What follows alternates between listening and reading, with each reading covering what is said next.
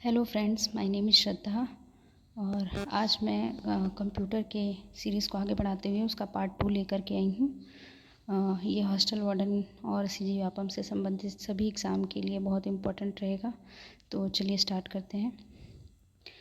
Question number 25 है, Google की digital payment system को कहते हैं। ऑप्शन दिया हुआ है Google wallet, Google payments, Google money, Google cash. तो इसका जो सही आंसर होगा वो होगा ऑप्शन नंबर ए, गूगल वॉलेट। इसका जो सही आंसर होगा वो होगा ऑप्शन नंबर ए, गूगल वॉलेट। अब आगे बढ़ते हैं।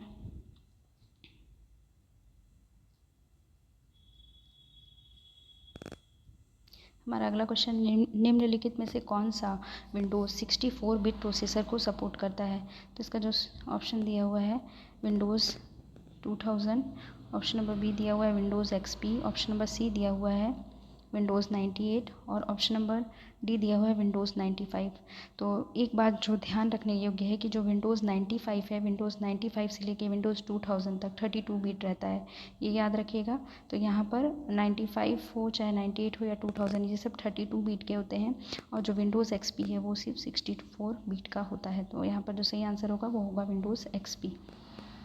अब आगे बढ़ते हैं, अगला क्वेश्चन पढ़ते हैं। निम्नलिखित में से कौन सा सबसे छोटा कंप्यूटर है। नोटबुक, ऑप्शन नंबर ए दिया हुआ है नोटबुक, ऑप्शन नंबर बी दिया हुआ है लैपटॉप, ऑप्शन नंबर सी दिया हुआ है डेस्कटॉप और ऑप्शन नंबर डी दिया हुआ है वर्क स्टेशन। तो इसका जो सही आंसर होगा वो होगा ऑप्शन नंबर ए, नोटबुक। नोटबुक जो है वो सबसे छोटा कंप्यूटर है।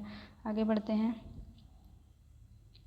इनमें से कौन सा प्रिंटर ग्राफिक्स प्रिंट नहीं करता है। तो ऑप्शन दिया हुआ है daisy wheel printer, page printer, thermal printer और इंकजेट प्रिंटर। तो डेजीबल प्रिंटर ही एक ऐसा प्रिंटर है जो कि क्या है, ग्राफिक्स प्रिंटर नहीं है। बाकी पेज प्रिंटर हो, थर्मल प्रिंटर, इंकजेट प्रिंटर, ये सब क्या है, ये सब है आपके थर्मल प्रिंटर। ये कौन सा है, ये इम्पैक्ट प्रिंटर है। डेजीबल प्रिंटर कैसा प्रिंटर है, ये इम्पैक्ट प्रिंटर है। तो अब आगे बढ़ते हैं हम लोग। जंक ईमेल किसको कहा जाता है। जंक ईमेल कहा जाता है, ऑप्शन दिया हुआ है कुकी, स्पूल, स्पैम। इनमें से कोई नहीं। तो इसका जो सही आंसर होगा जंक ईमेल, हम लोग सब जानते हैं स्पैम को कहा जाता है। अब आगे बढ़ते हैं। निम्नलिखित में से कौन सा मैलिशियस प्रोग्राम स्वचालन से रेप्लिकेट नहीं करता है। तो ऑप्शन दिया हुआ है trojan horse, option B virus, option C worm और ऑप्शन डी दिया हुआ है zombie.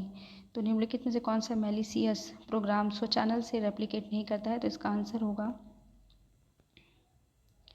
Option number D, zombie. Zombie will be the correct answer. अब आगे बढ़ते हैं।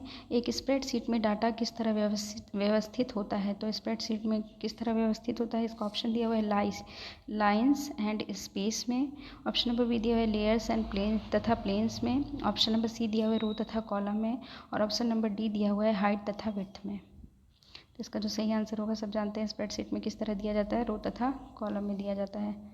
अब आगे बढ़ते हैं। ऐसा प्रिंटर जिसमें अक्षर बनाने के लिए प्रिंटिंग हेड तथा पेपर को एक साथ फोर्स किया जाता है वह कहलाता है। तो देखिए, फोर्स करके किसी भी चीज़ को जो इम्पैक्ट क्रिएट करते हैं, तो इसलिए इसको क्या कहा जाता है, इम्पैक्ट प्रिंटर कहा जाता है।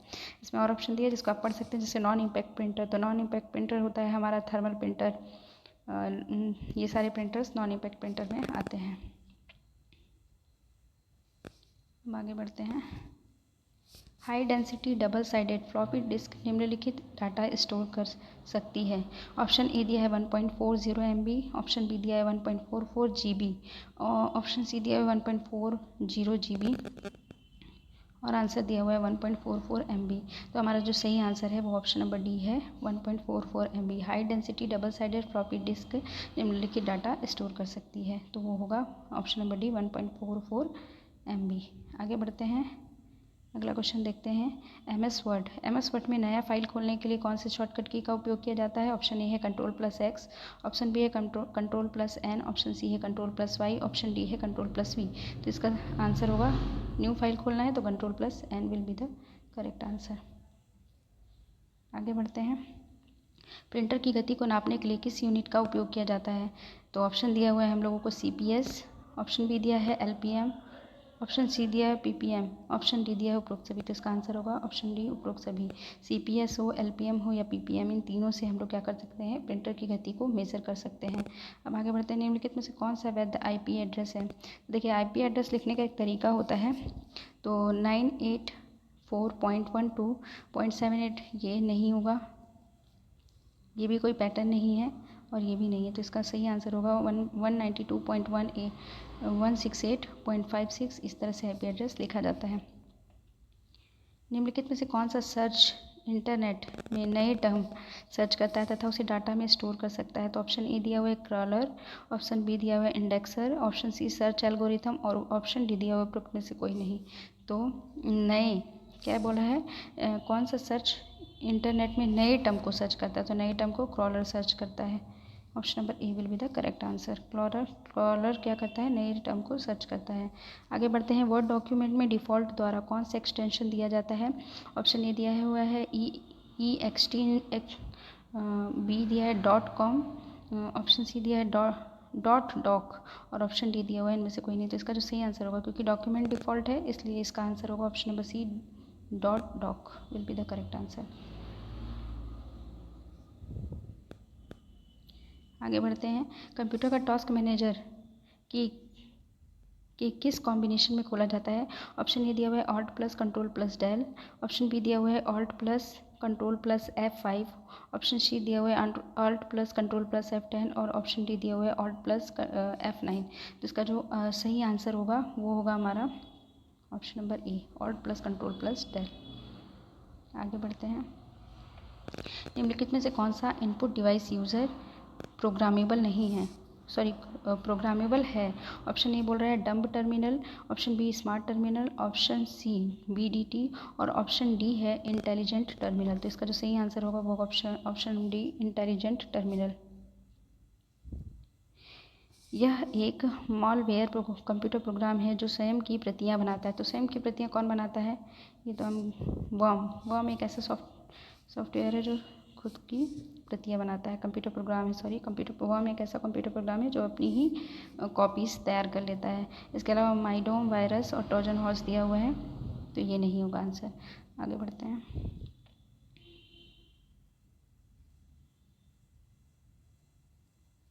क्वेश्चन नंबर 42 देखते हैं। एक CD भंडारण की क्षमता को मापा जाता है किलोबाइट में, मेगाबाइट में, गीगाबाइट में या टेराबाइट में? तो CD भंडारण की क्षमता को इस तरह के क्वेश्चन पूछे जाते हैं। तो CD भंडारण की क्षमता में मापा जाता है मेगाबाइट को। CD भंडारण की क्षमता को मेगाबाइट में मापा जाता है। निम्नलिखित में से कौन सा logic family high speed operation के लिए उपयुक्त है? TTL, ECL, CMOS और MOS दिया हुआ है ऑप्शन में। तो इसका जो सही आंसर होगा वो होगा ECL। ECL जो होता है वो logic family high speed operation में उपयुक्त किया जाता है। इनमें से कौन सा डिवाइस नहीं है, कौन सा इनपुट डिवाइस नहीं है? ऑप्शन ए दिया है OCR, ऑप्शन बी दिया हुआ है कॉम, ऑप्शन सी दिया हुआ है ऑप्टिकल स्कैनर्स और ऑप्शन डी दिया हुआ है वॉइस रिकॉग्निशन डिवाइस। तो इसका जो सही आंसर होगा वो होगा option number B com is not a input device. बाकी OCR हो, ऑप्टिकल स्कैनर्स हो या फिर वॉइस रिकॉग्निशन डिवाइस हो, ये सब क्या होते हैं, ये सब आपके इनपुट डिवाइस में आते हैं। आगे बढ़ते हैं। डॉट मैट्रिक्स प्रिंटर है। ऑप्शन दिया हुआ है यूनिडायरेक्शनल, ऑप्शन बी दिया हुआ है बाई डायरेक्शनल, ऑप्शन सी दिया हुआ है सीक्वेंशियल और ऑप्शन डी दिया हुआ है रैंडम। एक्चुअली में व्यापम ने इस क्वेश्चन को विलोपित कर दिया था, क्योंकि इसका यहाँ पर हम डॉट मैट्रिक्स प्रिंटर को एक तो बाई डायरेक्शनल कहते हैं, एक तो इसका सही ऑप्शन बाई डायरेक्शनल है। उसको सीक्वेंशियल भी कहा जा सकता है, क्योंकि ये क्या करता है, डॉट करके, मतलब एक के बाद एक कैरेक्टर को प्रिंट करता है। इस वजह से शायद इसको व्यापम ने विलोपित किया होगा। ये क्वेश्चन व्यापम ने विलोपित कर दिया था, पर इसका जो सही आंसर होगा वो बाई डायरेक्शनल होगा। निम्न में से कौन सा ऑपरेटिंग सिस्टम नहीं है? तो Unix, Windows, Apple, Linux. Option दिया हुआ है तो हम सब जानते हैं कि यूनिक्स हो, विंडोज़ हो या लाइनेक्स, ये सब क्या है, ये सब ऑपरेटिंग सिस्टम है। एप्पल क्या है, कंपनी का नाम है और इसका जो ऑपरेटिंग सिस्टम होता है वो iOS होता है, तो ध्यान रखना है। आगे बढ़ते हैं। क्वेश्चन नंबर 46 देखते हैं। 1260 computer virus fill in the blanks virus का एक उदाहरण है। ऑप्शन ए है पॉलीमॉर्फिक, ऑप्शन बी है मल्टीपर टाइट, ऑप्शन सी है मैक्रो और ऑप्शन डी है बूट सेक्टर। इसका जो सही आंसर होगा, जो 1260 कंप्यूटर वायरस है वो पॉलीमॉर्फिक होता है।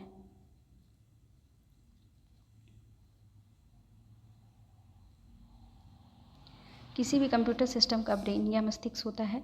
ऑप्शन ए दिया हुआ है कंट्रोल यूनिट, ऑप्शन बी दिया हुआ है अर्थमेटिक यूनिट, ऑप्शन सी दिया हुआ है स्टोरेज यूनिट और ऑप्शन डी दिया हुआ है सेंट्रल प्रोसेसिंग यूनिट।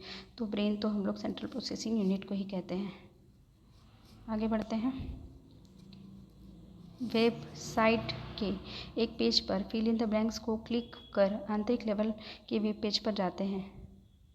तो ऑप्शन दिया हुआ है option E search engine, option B home, option C दिया हुआ है हाइपरलिंक और ऑप्शन डी दिया हुआ है वेब एड्रेस। तो इसका जो सही आंसर होगा वो होगा ऑप्शन सी हाइपरलिंक। वेबसाइट के एक पेज को ओपन करने के बाद हम लोग हाइपरलिंक पर जाते हैं।